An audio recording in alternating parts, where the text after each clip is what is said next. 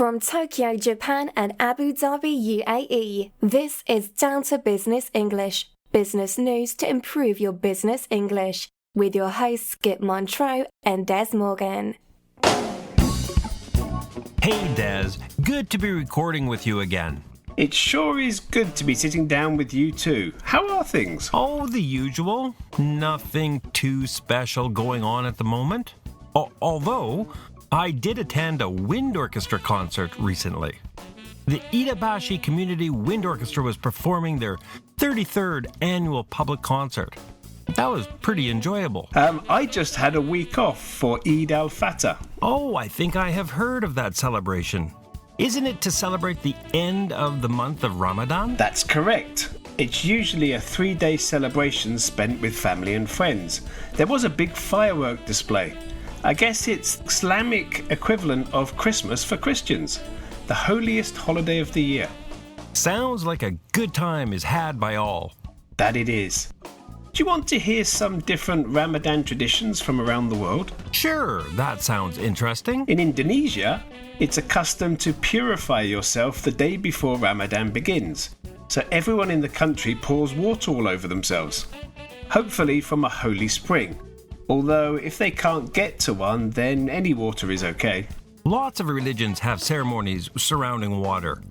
Baptism for Christians, being cremated and then your ashes spread in the Ganges for Hindus. In Egypt, they welcome Ramadan by lighting intricate lanterns. And then children walk around the streets with the lanterns and people give them sweets. Kind of like Halloween. I guess so. Here is one last one. In many countries, including the UAE, a cannon is fired to indicate that it's time for iftar, the evening meal that breaks the fast.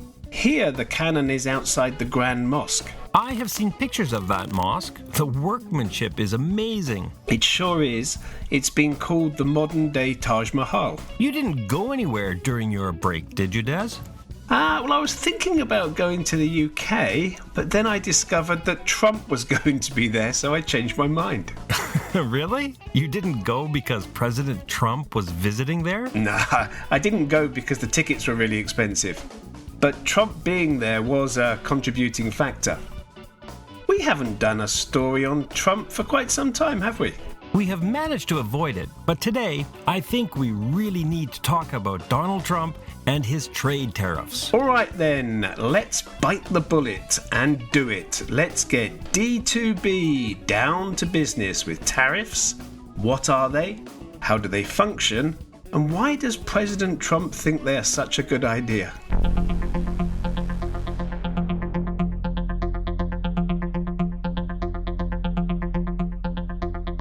Just so that everyone is on the same page, Skip, can you tell us what exactly is a tariff? A tariff is a tax or levy that is paid on a particular product or class of products imported into a country. I see. And who pays that tariff? It is paid by the importer, not the exporter. So the company that brings the product into a country must pay the tariff? That's right. And are tariffs common in the global market?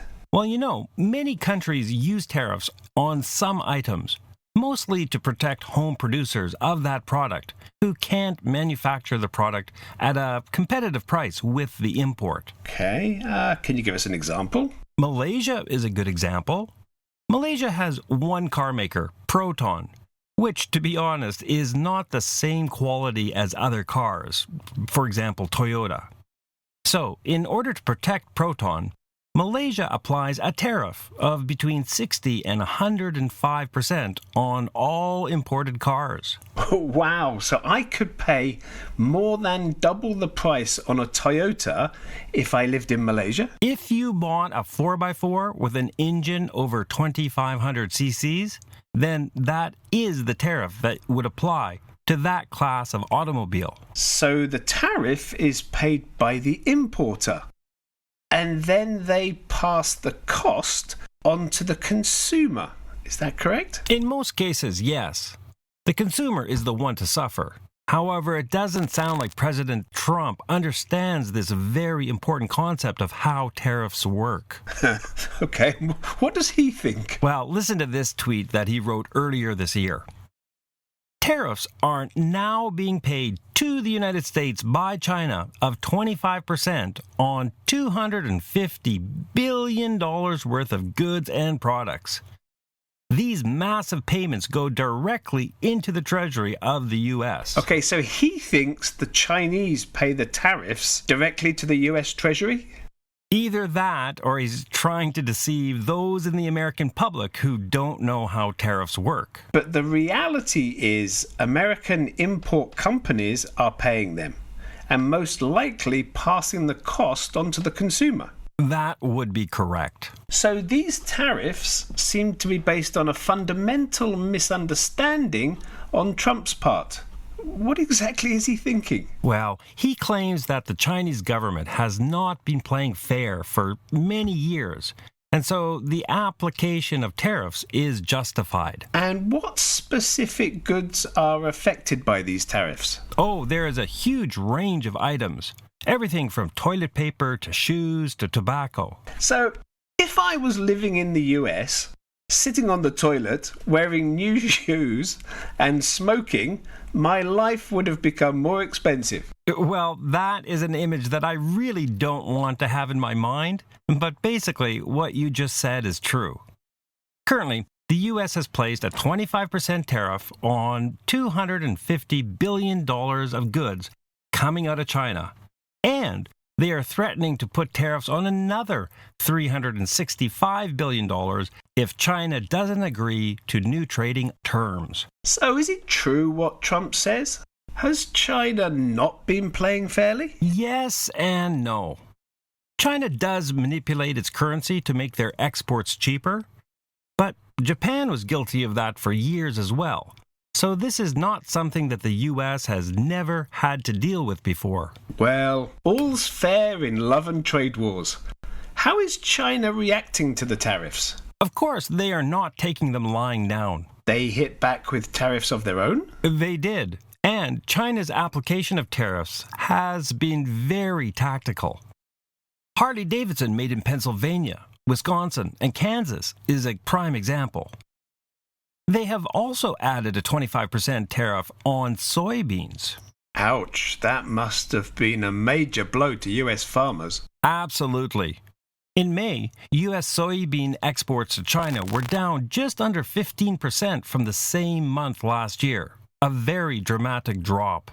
Indeed. American farmers must be pretty angry with Trump for starting this trade war. Shouldn't he be worried about losing their support in the next presidential election? I'm sure it is a concern, but he is mitigating the situation by taking the money from the tariffs and giving subsidies to those farmers who are losing money. He's hoping he can keep them happy for the time being. Well, I guess we will find out in the election next year. I suppose so. So, besides China, which other countries have been the targets of Trump's tariffs? The EU has been another target. Trump added tariffs to imports of food and wine, airplanes, and steel. In retaliation, the EU added tariffs to American-made goods. Guess which company was one of the hardest hit? Hey, I know the answer to that one. Harley-Davidson. I'm guessing that Trump doesn't ride a Harley. I don't think they would let him at the moment. Now, Harley-Davidson is a very interesting case study in this case war. Due to the steel and aluminum tariffs, the cost of manufacturing a motorcycle increased by $2,200. But instead of passing that on to their customers, the company decided to eat the loss. Really? That's a huge hit on their profit margin. Which did not sit well with shareholders. Harley-Davidson stock took a nosedive when they announced that. Yeah, I can imagine. Then, when the EU retaliated by placing tariffs on U.S. motorcycles, Harley-Davidson said they were shifting production to China by manufacturing motorcycles in China and exporting them to the EU from there. Harley-Davidson could avoid the EU tariff on U.S.-built motorcycles. What? Wait a minute. Are you telling me that Harley-Davidson, the iconic American motorcycle brand, is moving their manufacturing to China? Some of it, yes. Well, the Donald can't be very happy about that. He wasn't, but it's kind of his own fault. And keep in mind, Harley-Davidson is still making motorcycles in the U.S. for U.S. consumers. The bikes they build in China are only for international markets. It makes perfect sense from Harley-Davidson's perspective, but it must be costing American jobs in the long run. And then there were the tariffs on Canadian steel and aluminum. Canadian steel and aluminium?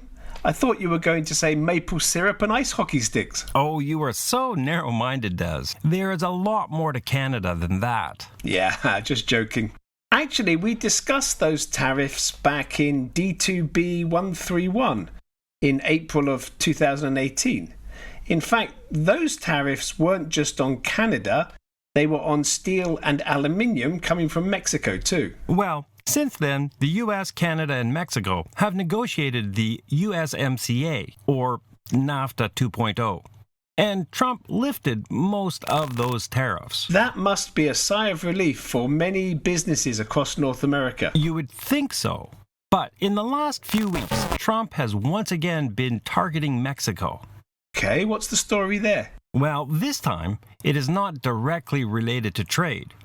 Rather, it is over the immigration crisis happening along the U.S.-Mexican border. What's Trump threatening? He announced a plan to add a 5% tariff on all Mexican goods entering the U.S. unless the Mexican government started to do more to stop illegal immigration into the United States. And this is where it gets really extreme. Trump was threatening to raise that tariff an additional 5% each month until it reached 25%. Wow, a lot of goods cross that US-Mexican border. That will really hit the states that border Mexico. Avocado on toast is about to get a lot more expensive. But I don't think Trump ever really attracted the millennial vote anyway. Well, there is also the additional effect that if migrants do stop crossing the border, then many farms in the U.S. will be paying a lot more to have their crops picked. So, to use your analogy, Des, avocados from Mexico will be 25% more expensive, and avocados grown in the U.S. will be more expensive because labor costs will have risen considerably. So this is really a lose-lose situation. And that is just in the agriculture sector. NAFTA has been such a success over the last 30 years that the US, Mexico, and Canada are super integrated in terms of manufacturing supply chains. If Trump goes through with those tariffs on Mexico, it will really be like he is shooting himself in the foot. Is it fair to say that in a trade war, no one actually wins? Contrary to what President Trump has said, I think that is the bottom line. Okay, so now it's a good time for us to get D2V down to vocabulary.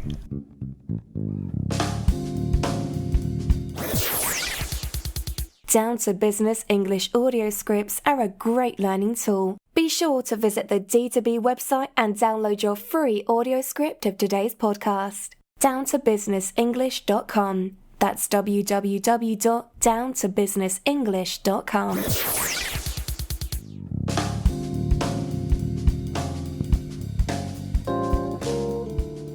I will get things rolling today with the adjective intricate, which means very complicated or detailed.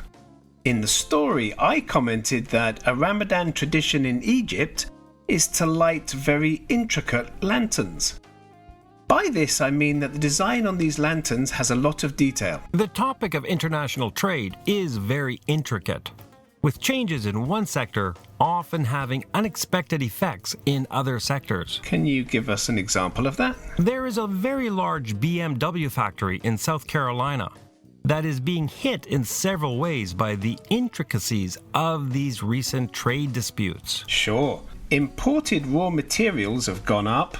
Plus, if they export their cars to China or the EU, they will be hit with retaliatory tariffs. A very complicated situation, no doubt. It certainly isn't as simple as the president seems to think.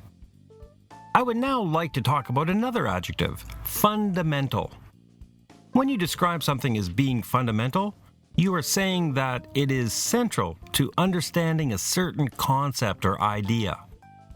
In the story, Des commented that Trump had a fundamental misunderstanding of tariffs. In other words, he does not understand the basic concept behind them. If we were talking about the results of the Brexit referendum in 2016, we could say that the fundamental problem was that most people in the UK didn't think very clearly about what they were voting for and why. And now look at the mess they are in. Oh, don't get me started. Sorry, let's move on. Next is the multi-part verb to take something lying down, which means to not object or to not put up a fight over something you disagree with. I used it in the negative in the story, though. You did. You said China was not taking Trump's tariffs lying down, but was retaliating with tariffs of its own. In other words, they were objecting to those tariffs and fighting back. Did you read the story about Facebook trying to get Mark Zuckerberg to stand down as a leader? I did see that, yes. Well, he didn't take it lying down, but fought back and is still chairman of Facebook. Moving on, let's talk about the two-part adjective narrow-minded, which means to see something in a very limited way. Yeah, you accused me of being narrow-minded when I made a joke about Canada. Never joke about maple syrup, Des. Oh, sorry. The opposite of narrow-minded is broad-minded, which means to see a situation widely and be accepting of other people's opinions.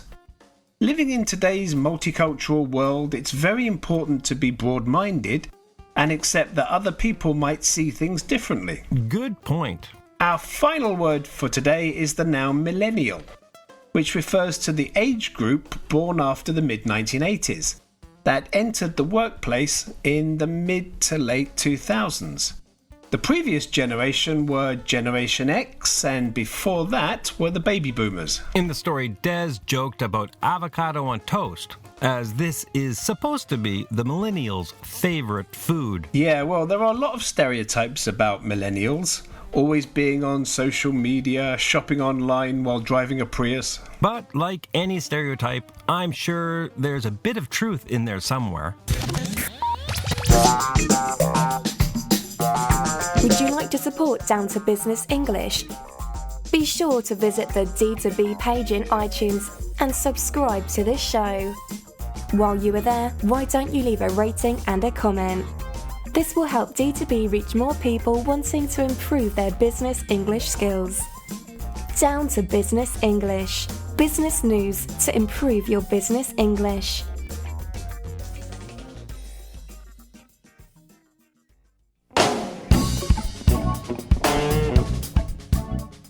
Well, thanks for that report on the tariffs and how Trump is using them in his trade wars around the world. My pleasure, Des. But, it is such a fast-moving story. It sure is. Just while we were discussing vocabulary, there was yet another tweet from the Donald. Oh, and what did he say? Well, he is all of a sudden declaring that tariffs against Mexico are indefinitely suspended because they have come to an agreement on how Mexico will help with the immigration crisis. He declared. That man is sounding more and more like a king every day. It is a little worrisome. In any case, it looks like the Mexican tariffs are a no-go for now. Well, that is good news. I wonder if he will change his mind in a few hours, though. Who knows? But do you know what will always be tariff-free? No, what's that? A D2B membership. Of course. Just before we go today, I would like to once again encourage listeners to sign up for a D2B membership, tariff-free. If you find listening to Down to Business English useful in your English studies, I highly recommend becoming a member. Each membership includes members-only podcasts and access to our entire audio script library of 162 episodes and counting. And when a new episode is released, We send you the audio script to that show right to your inbox within minutes. And on top of all that, your membership helps us produce more D2B content. That's right. The more members we have, the more shows and other English learning products we can produce. Just visit the Down to Business English website at downtobusinessenglish.com, click on the members link at the top of the page, and choose the plan that best fits your budget. That's downtobusinessenglish.com. Thanks for listening, everyone. See you next time. Bye-bye. Have a comment or question about today's show? Don't be shy. Visit the D2B website or the Facebook page and post any comments or questions there. Skip, Des, or Samantha will be sure to leave a reply.